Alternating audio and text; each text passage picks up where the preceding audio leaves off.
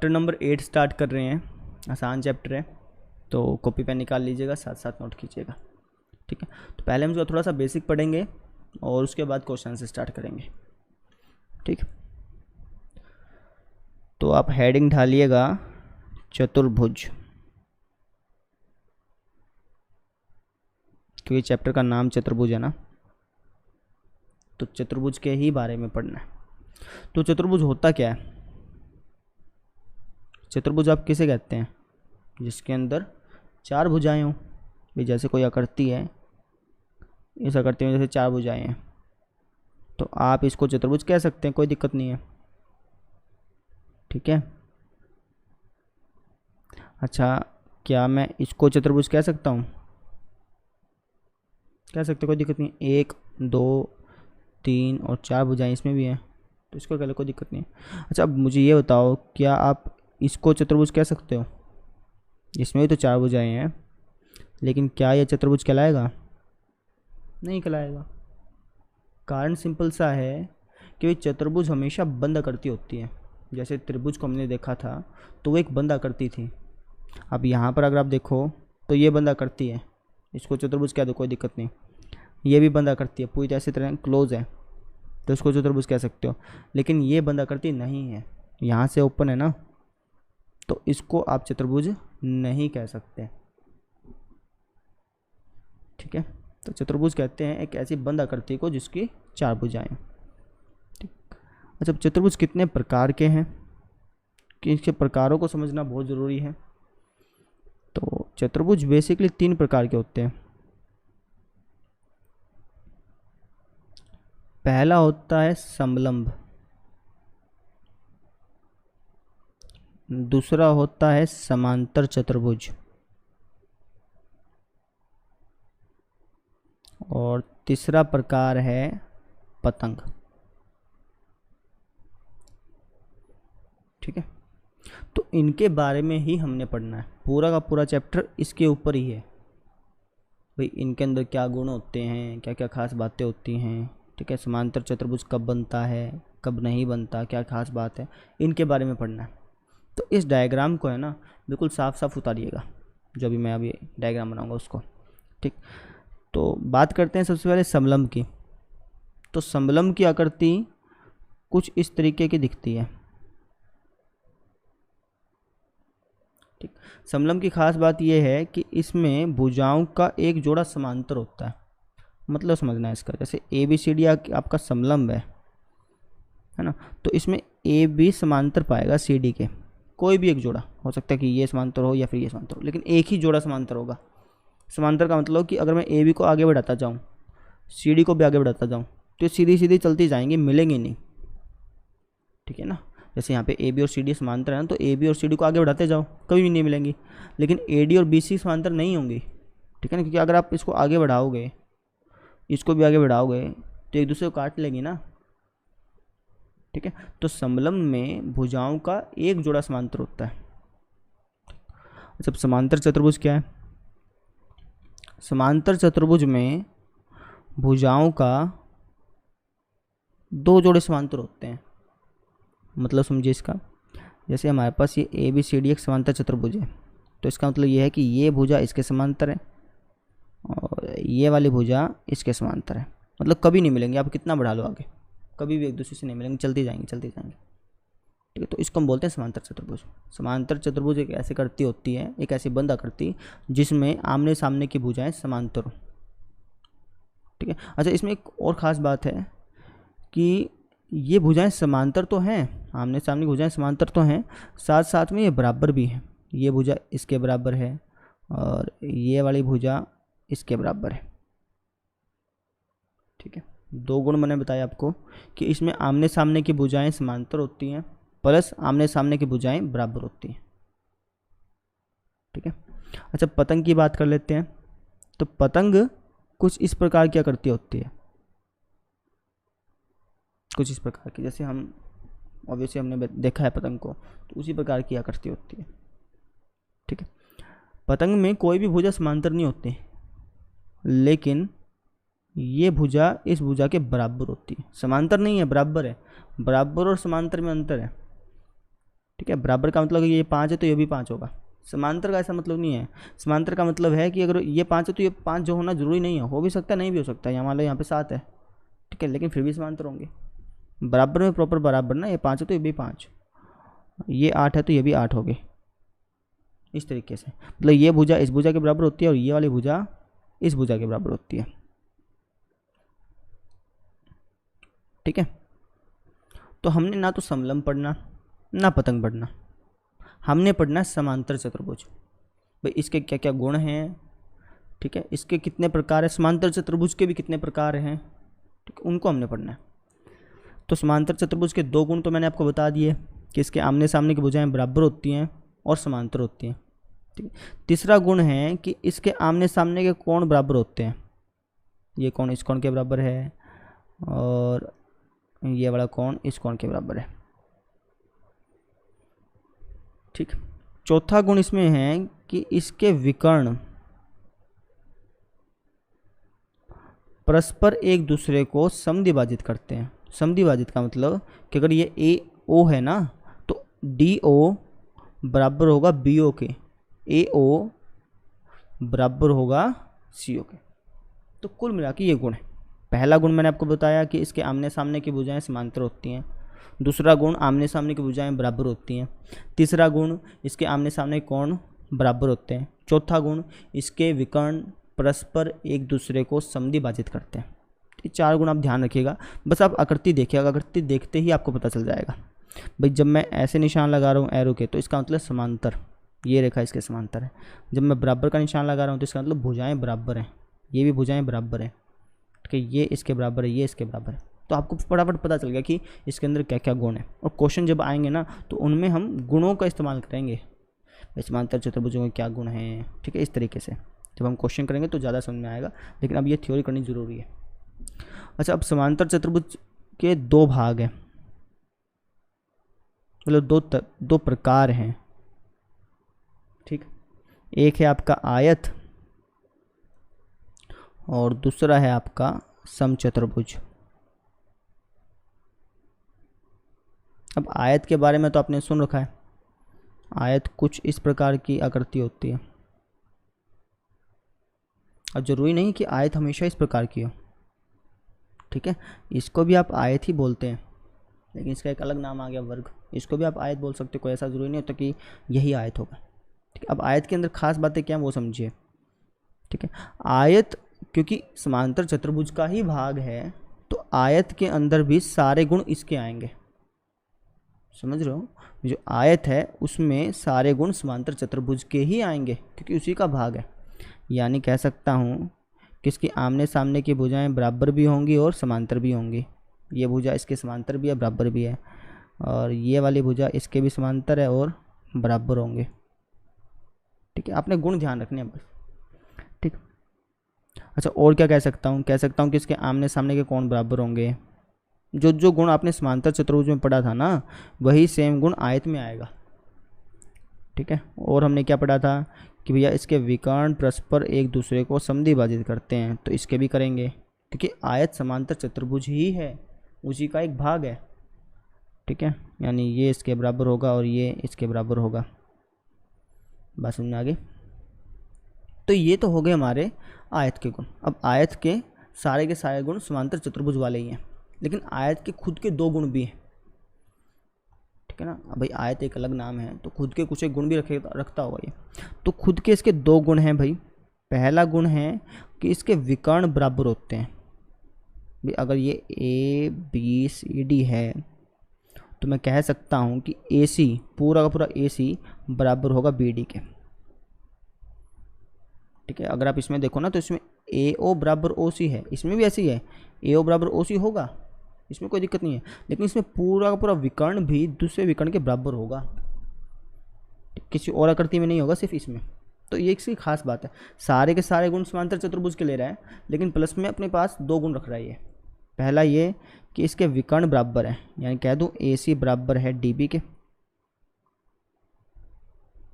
ठीक है, यानी इसके विकर्ण हमेशा बराबर होंगे। दूसरा गुण रखता है कि इसका एक कोण 90 डिग्री का होता है हमेशा। इसका एक कोण 90 डिग्री का, लिख लीजिएगा इसको, एक कोण 90 डिग्री का होगा। आयत में हमेशा एक कोण 90 डिग्री का होगा। भाई एक कोण इसलिए बोल रहा हूँ क्योंकि ये कोण इस कोण के बराबर होता है, क्योंकि आयत असल में समांतर चतुर्भुज है, तो ये कोण 90 का तो ये भी 90 का, ये 90 का तो ये भी 90 का होगा। रीज़न बताएंगे लेकिन अभी आप समझिए, ये भी 90 का और ये 90 का हो गया तो ये भी 90 का, तो इसका मतलब चारों कोण ही 90 के होते हैं, लेकिन हम कह देते हैं कि एक कोण 90 का होगा, थोड़ा आसानी रह जाए। समझ रहे हैं? तो आयत के अंदर कौन कौन से गुण बताए? पहला कि सारे के सारे समांतर चतुर्भुज वाले गुण रखता है ये। दूसरी बात मैंने आपको बताई कि इसके अंदर एक कोण 90 डिग्री का होता है। तीसरी बात मैंने आपको बताई कि इसके विकर्ण बराबर होते हैं, तो इसको आपको ध्यान रखना है। रही बात समचतुर्भुज की, तो समचतुर्भुज भी समांतर चतुर्भुज का ही भाग है ना। तो इसका मतलब सारे के सारे गुण जो समांतर चतुर्भुज में थे वही समचतुर्भुज में होंगे। ठीक है, नाम से ध्यान रखिए, समांतर मतलब आमने सामने की भुजाएं समांतर हैं, बस कुछ ज़्यादा इसमें मतलब इतनी इसमें और ज़्यादा गुण नहीं है। समचतुर्भुज का मतलब क्या है? क्योंकि ये समांतर चतुर्भुज का है तो इसके अंदर सारे के सारे समांतर चतुर्भुज के गुण हैं, प्लस समचतुर्भुज सारी भुजाएं समान हैं। ध्यान से समझना, इसके अंदर सारे के सारे गुण समांतर चतुर्भुज के हैं। यानी मैं कह सकता हूँ कि ये भुजा इसके समांतर है, ये वाली भुजा इसके समांतर है। और क्या गुण पड़ा था समांतर चतुर्भुज का? भैया इसके विकर्ण समद्विभाजित करते हैं। ठीक है, और क्या गुण पड़ा था? और हमने पढ़ा था सर इसके जो अपोजिट एंगल होते हैं वो बराबर होते हैं, बस यही पढ़े थे। अब समचतुर्भुज के खुद के दो गुण भी हैं, जैसे आयत के दो गुण थे ना खुद के, वैसे ही समचतुर्भुज के भी दो गुण हैं। पहला गुण ये रखता है कि इसके विकर्ण परस्पर 90 डिग्री पर कटते हैं, यानी ये कोण भी 90 डिग्री है, ये भी 90 है, और ये भी 90 है, और ये भी 90, चारों कोण 90 डिग्री के। लिख लीजिए इसको, विकर्ण 90 डिग्री पर प्रतिच्छेद होते हैं।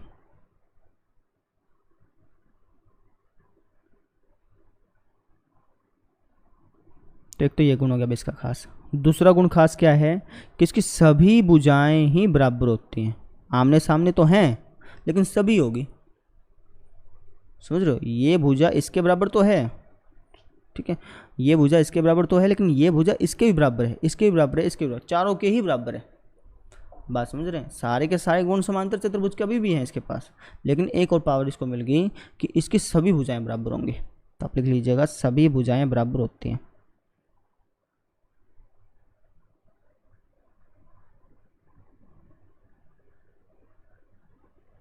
ठीक है, तो अब तक हमने क्या पढ़ा भाई? अब तक हमने समांतर चतुर्भुज के गुण पढ़े, फिर हमने देखा कि आयत के अंदर भी सारे के सारे समांतर चतुर्भुज के गुण होते हैं, प्लस दो गुण एक्स्ट्रा रखता है अपने पास।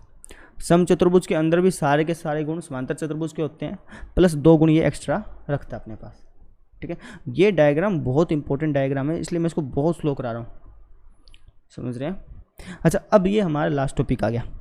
आयत और समचतुर्भुज से एक दूसरी आकृति बनाई गई और उसको नाम दिया गया वर्ग। वर्ग के अंदर भी समांतर चतुर्भुज के सारे गुण होते हैं, जैसे आयत के अंदर भी समांतर चतुर्भुज के सारे गुण थे, समचतुर्भुज के अंदर भी समांतर चतुर्भुज के सारे गुण थे, वैसे ही वर्ग के अंदर भी समांतर चतुर्भुज के सारे गुण होंगे। तो आप बता सकते हैं कौन कौन से? सर ये होगा एक तो कि भैया ये भुजा इसके समांतर है, ये वाली भुजा इसके समांतर है, ठीक है, ये कोण इस कोण के बराबर, ये वाला कोण इस कोण के बराबर, और इसके विकर्ण समद्विभाजित करेंगे। ये तो सारे के सारे समांतर चतुर्भुज के जो गुण थे वो हमने यहाँ पे यूज कर लिए। अब वर्ग के भी दो गुण खुद के हैं, जैसे इन दोनों के थे वैसे इसके भी होंगे। पहला गुण ये रखता है कि इसकी सभी भुजाएं बराबर हैं, सभी भुजाएं बराबर होती हैं। भाई आमने सामने की तो बराबर होती हैं, क्योंकि समांतर चतुर्भुज की बराबर थी, तो वर्ग के भी बराबर होंगे। लेकिन एक और ख़ास पावर मिल गई इसको कि ये भुजा इसके बराबर तो है, अच्छी बात है, लेकिन ये भुजा इसके बराबर है, इसके बराबर है, समझ गए? यानी चारों भुजाएं ही बराबर होती हैं। जैसे इसमें चारों भुजाएं बराबर थी, वैसे इसमें भी चारों भुजाएं बराबर है। ठीक है, अच्छा, दूसरा गुण इसमें क्या है कि इसमें एक कोण 90 डिग्री का होता है, एक कोण 90 डिग्री। बाकी सारे के सारे गुण समांतर चतुर्भुज वाले। बस ये आपका बेस हो गया तैयार।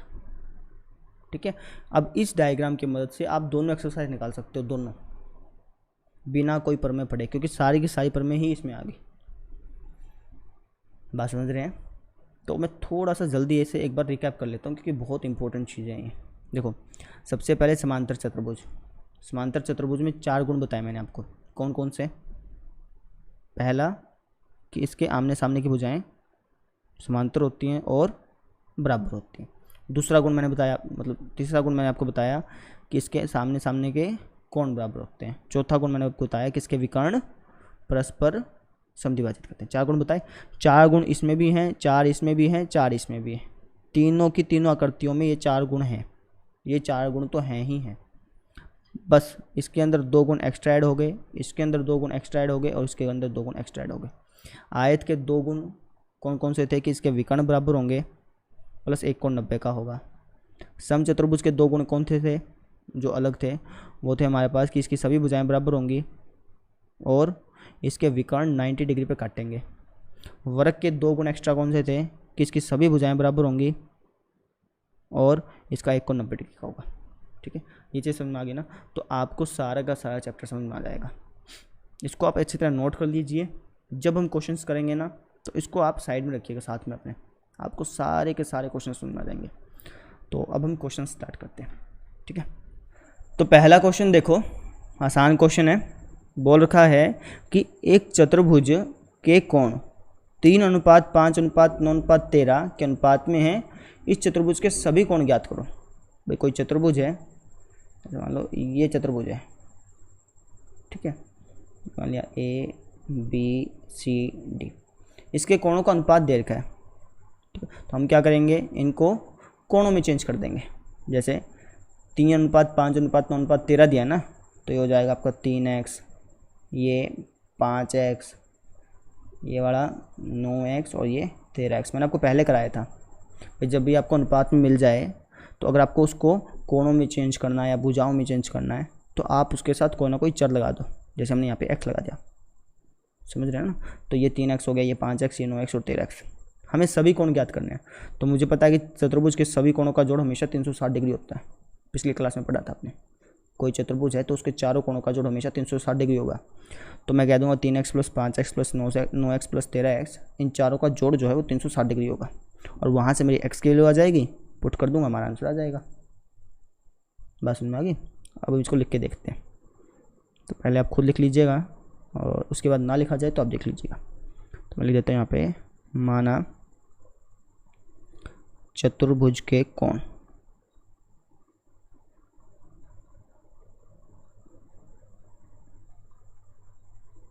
हमने मान लिए 3x, दूसरा कोण 5x, 9x और 13x। ठीक है, तथा मुझे पता है कि चतुर्भुज के कोणों का जोड़, चतुर्भुज के कोणों का जोड़ हमेशा होता है 360 डिग्री। इसके भी प्रमेय हैं, करवाएंगे, लेकिन अभी क्वेश्चन आंसर्स कर लेते हैं। ठीक है, तो इन सब को अगर मैं जोड़ूंगा, यानी 3x + 5x + 9x + 13x, तो बराबर आएगा 360 के।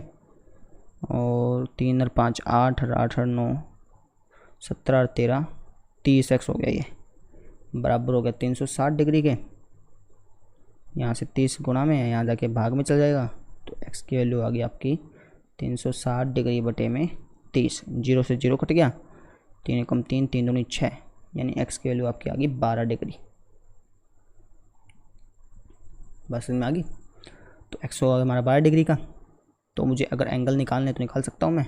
तो क्या दूंगा, तो चतुर्भुज के कोण हो जाएंगे हमारे, चतुर्भुज के कोण क्या क्या थे? 3x था, 5x था, 9x था, 13x था। तो इसको वापस लिख दो, 3x, 5x, 9x और 13x, और x की वैल्यू लगा दो बस। तो x की वैल्यू हमारी 12 डिग्री। तो 12 तिया 36 डिग्री का हो गया एक तो कोण। 12 पंजा 60 डिग्री, 12 निम्मा 108 डिग्री, 12 13 जो होता है 156। ठीक है, तो 36 डिग्री, 60 डिग्री, 108 डिग्री और 156 डिग्री, यानी ये तो 36 डिग्री का है, 60 का है, ये 108 का और 156 का है। इन सबका जोड़ करके देख लो चाहे 360 ही आएगा। तो इस तरीके से निकालना था।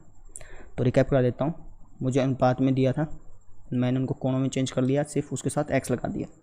जैसे 3:5, 5:9:13 था ना, तो 3x, 5x, 9x, 13x कर दिया।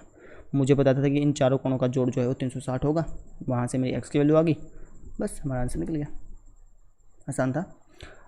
अब यहाँ से क्वेश्चन स्टार्ट होते हैं भाई, क्वेश्चन नंबर 2 से। तो प्रश्न नंबर 2 देखो, ये इंपॉर्टेंट क्वेश्चन है क्योंकि इसी टाइप के क्वेश्चन आपके एग्जाम में पूछे जाते हैं, ठीक है, और आगे आप देखोगे ना इसी टाइप के क्वेश्चन आएंगे। देखो क्या बोल रखा है, बोल रखा है कि यदि एक समांतर चतुर्भुज के विकर्ण बराबर हों, एक समांतर चतुर्भुज है और उसके विकर्ण बराबर हैं भाई, ठीक है। जैसे आप मान लो कि ये समांतर चतुर्भुज है,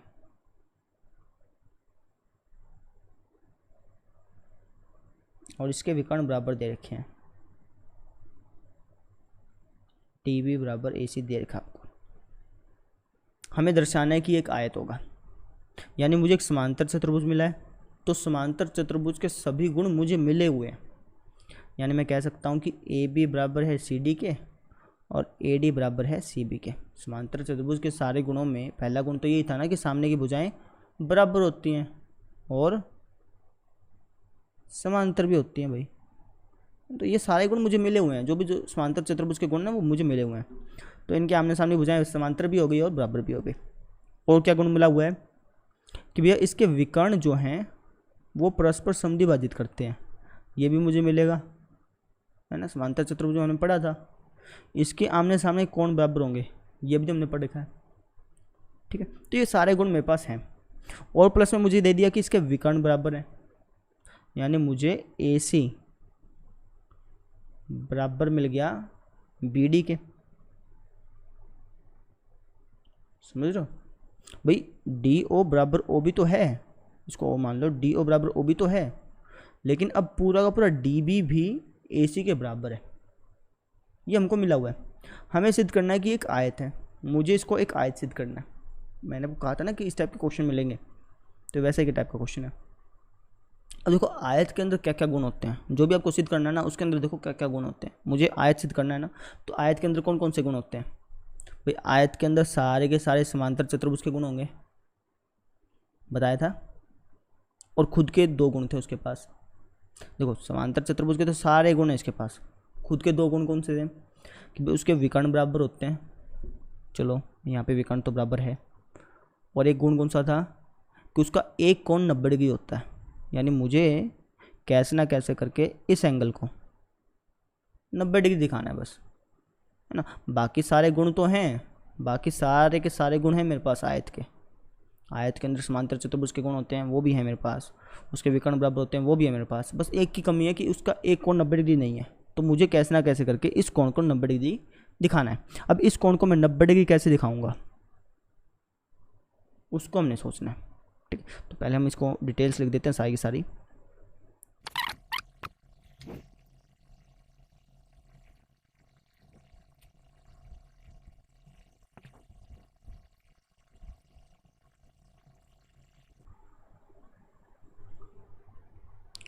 तो ये मैंने डिटेल्स लिख दी। अब मैंने आपको कहा था कि ABCD को एक आयत सिद्ध करने के लिए मुझे उसके सारे गुण लाने पड़ेंगे, है ना।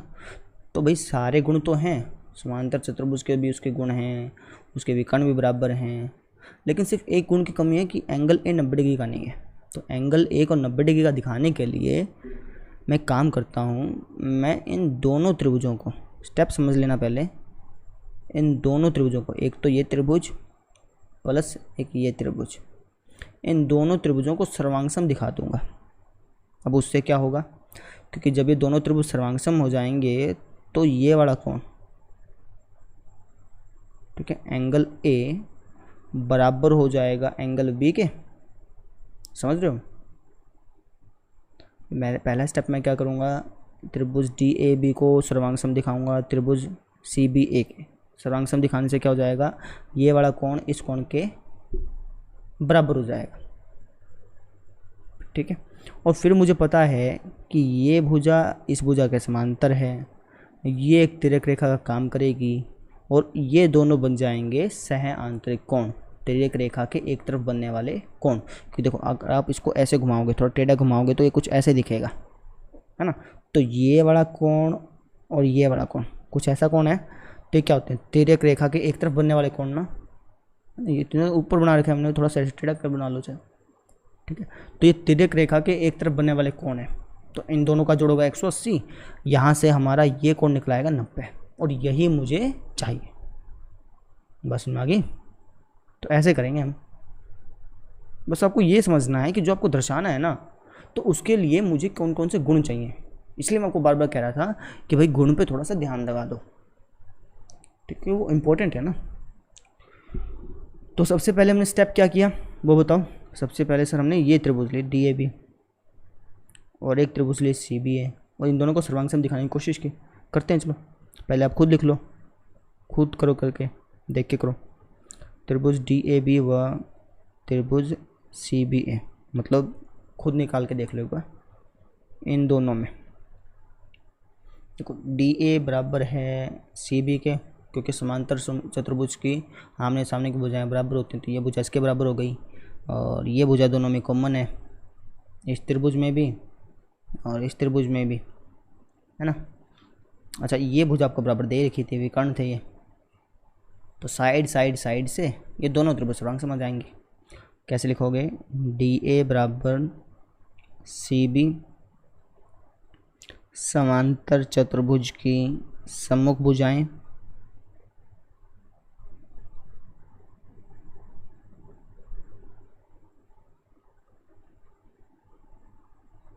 ठीक है। AB दोनों में कॉमन है, AB बराबर AB, रीजन आप लिख दोगे उभयनिष्ठ, भाई दोनों में ही कॉमन है, ठीक है। DB बराबर CA, ये हमको दिया है, विकर्ण है ना, तो ये तुमको दिया हुआ है। तो साइड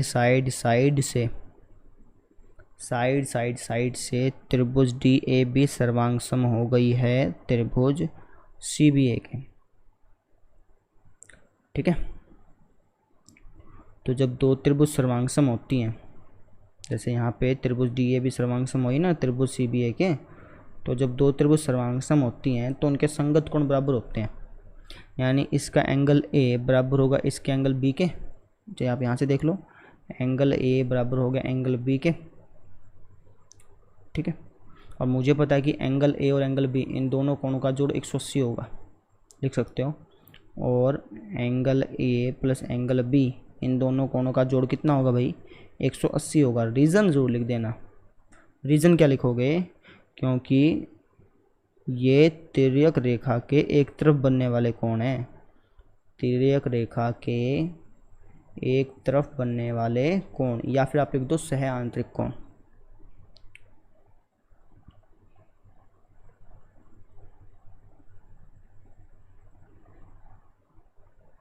समझ गए, ठीक है। अब देखो, एंगल A को एंगल B लिख सकते हो, और चाहो तो एंगल B को एंगल A लिख दो, किसी को भी चेंज कर दो, अपनी मर्जी है। जैसे एंगल A का मैं एंगल A रखता हूँ, एंगल B को चेंज कर देता हूँ, बराबर है ना, बराबर 180 डिग्री, और यहाँ से दो एंगल A बराबर आ गया 180 डिग्री, फिर एंगल A कितना आ जाएगा, 90 आ जाएगा। सिंपल, दो गुणा में आ जाएगी भाग में, तो एंगल A की वैल्यू आ गई हमारी 90 डिग्री। और मुझे एक एंगल को 90 डिग्री दिखाना था, जरूरी नहीं एंगल A को ही दिखाना था, एंगल B को भी दिखा सकते हो। किसी भी एक कोण को आप 90 डिग्री दिखा दो, आपका वो आयत बन गया। समझ लो, बस क्वेश्चन को करने का प्रोसेस समझो कि हम किस प्रकार से कर रहे हैं, ठीक है। देखो इस चैप्टर में जो है, इस चैप्टर में यही दिक्कत आती है, मैं ये नहीं बताता कि निकालना क्या है। तो उसके लिए सिंपल सा वो डायग्राम जो था उसको दिमाग में रखना, मतलब बार बार अपने आप जब क्वेश्चन करोगे तो उसको साइड में रख लेना, है ना। बार बार उसको देखोगे तो अपने आप पता चल जाएगा भाई ये इसके अंदर क्या गुण था, इसके अंदर क्या गुण था, ठीक। और जब क्वेश्चन देखा उसमें कह देना कि ये दर्शाओ, तो जो भी दर्शाना हो ना, तो उसके सारे के सारे गुण उसके अंदर लगाने हमें, कैसे ना कैसे करके। जो सा गुण मिल जाए तो अच्छी बात है, ना मिले ना तो उसको ढूंढ के लगाना है। जैसे इसमें था, सारे गुण तो मिल गए थे, बस एक ये एंगल A 90 डिग्री का नहीं था, तो मुझे एंगल A को 90 डिग्री का दर्शाना था बस। है ना। उसके लिए फिर सोचो कि कैसे करना है कैसे नहीं करना। ये क्वेश्चन थोड़ी प्रैक्टिस से आते हैं, ठीक है। तो बस आज हम 2 ही क्वेश्चन करेंगे और फिर कल करेंगे बाकी क्वेश्चन, ठीक। So thank you.